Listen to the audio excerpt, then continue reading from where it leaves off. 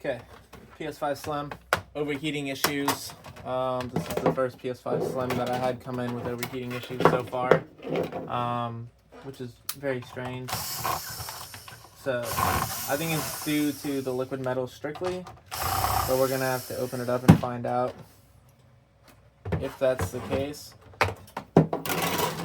It looks like at some point, nope, it looks like there still is.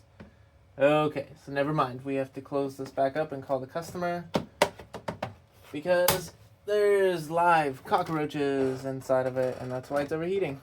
All right, so cockroaches. You have live cockroaches. We cannot work on your console. If you want to kill them, put your console inside a trash bag. Tie the trash bag up, not the drawstring, but the actual bag itself. And get another trash bag and tie it up the opposite way. Same thing, no drawstrings, but the actual bag itself. Once those are tied up together, put them in your freezer for a week.